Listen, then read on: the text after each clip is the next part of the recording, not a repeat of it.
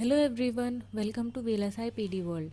In this session, we will be discussing about the overview of VLSI IC design flow. So let's get started. As we know, an integrated circuit or an IC chip is a device with large number of electronic components built onto a tiny plate of semiconductor material, which is usually silicon. So based on the number of components per chip and its complexity, IC generations emerged from small scale integration, medium scale integration, large scale integration to very large scale integration. So, a VLSI IC is where millions of electronic components like transistors, resistors, capacitors are placed on a small piece of silicon to perform the required functionality or logic. VLSI applications include the microprocessors in PC, laptops, mobile phones, chips in the graphic cards, digital cameras, automatic cars, etc. An SoC is also a type of IC. As per Moore's law, the number of transistors on a chip would double for every 18 months, also reducing the area by half, reducing the power by square root 2 times, and increasing the performance by 2 times.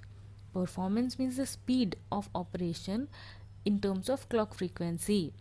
Higher frequency ICs makes the operations faster, requiring lesser time, as frequency is inversely proportional to the time period. Therefore, the job of a VLSI design engineer is to design an IC which meets the required functionality with best and optimized quality of results in terms of less area, low power, low cost, high performance, etc. Now let's see the overview of the flow involved in a digital VLSI IC design or ASIC design. ASIC in the sense application specific IC, like IC design for a laptop is one application and IC design for a mobile phone is another. The chip designed for a particular application is ASIC. Now the design flow starts with a given set of specifications or requirements or the features that our chip must possess. That is, in terms of functionality, means what logic or function it must perform, how much area it must consume, with what clock frequency it must operate, what must be the area of the chip, etc. Now, as per the given specifications from the customer, the top level engineer designs the architecture of the chip in the form of block diagram. That is, what must be the different blocks the design must contain, like example ALU, memory unit, etc., and its interconnections. The cost of the chip is also estimated at this stage, and if everything is fine, it is proceeded to the RTL design. As the ASIC designs are very complex, EDA tools are used to proceed. Now, from the block diagram or the architecture, the RTL engineer derives behavior or function of the design in an algorithmic manner and writes an RTL code using hardware description language, which may be Verilog or VHDL, so that the code RTL code is understood by the tool. RTL is the register transfer level, which includes interconnections of the combinational elements like logic gates and the sequential elements like registers as per the functionality. Xilinx tools are commonly used for the RTL coding. It is coded using Verilog behavioral model. Anyone who has the knowledge about Verilog coding can understand what is behavioral data flow and structural model in the Verilog. Behavioral model represents the algorithmic way of representing the behavior of the design. It also uses some mathematical or arithmetic expressions. Now next step is the functional verification, that is to verify and cross check the RTL code whether it satisfies the functionality and the given specifications. If there are any errors, the code is modified and iterations are made until the specifications are satisfied. The next step is logic synthesis. In this stage, the tool converts the RTL behavioral model code into the structural Verilog code, which is a gate level netlist. The tool used for logic synthesis is Design Compiler from Synopsys or Genus from Cadence mostly. Inputs required for the logic synthesis are RTL code, library files, and SDC constraints file. The logic synthesis happens in three stages: translate, mapping, and optimize. Translate means the tool converts the high level RTL circuit into its corresponding logic gates. For example, like the full adder at higher level circuit representation is implemented at lower level of representation in the Boolean logic using simply the logic gates. The functionality remains the same, however. Next is technology mapping. Here the tool maps the logic gates with the required technology that we are designing in, that is in whether in 28 nanometer or 14 nanometer or 7 nanometer, etc. The next is to optimize. The tool does optimization in terms of power, area, timing, that is to get the best QOR.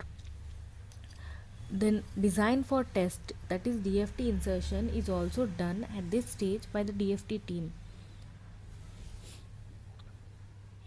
Now the gate level simulation, that is logic verification and testing, is done to check whether it performs the required logic, and iterations are made until there are no errors.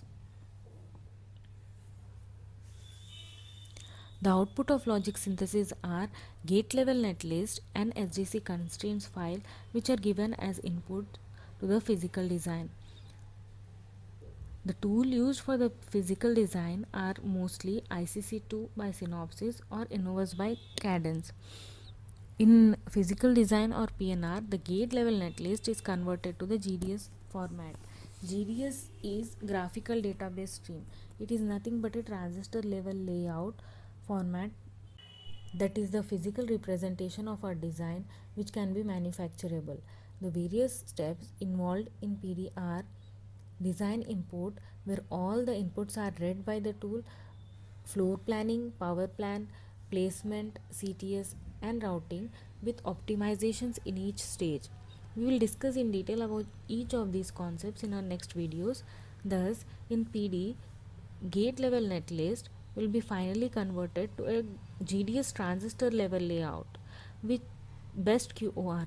As we are familiar and have knowledge of implementing the logic gates like AND, OR, etc., using the CMOS transistors, so that same concept follows here.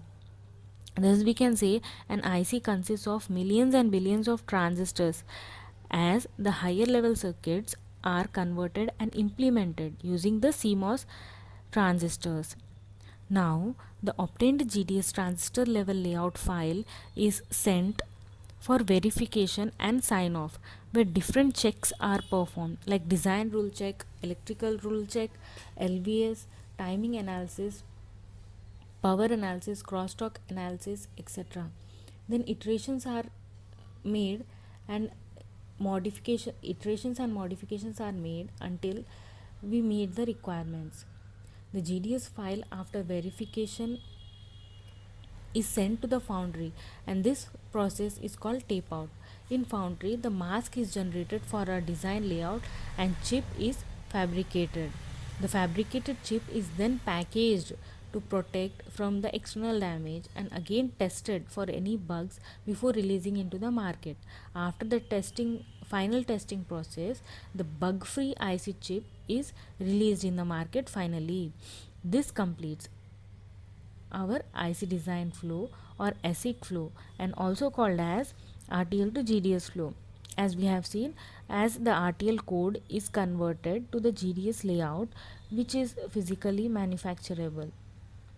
The RTL design comes under the front end, logic synthesis and physical design comes under the back end design. Thus, we can say VLSI IC design includes front end design and back end design. This is now all about the overview of ASIC design flow. For any doubts in this session, kindly comment in the comment section below. Thanks for watching.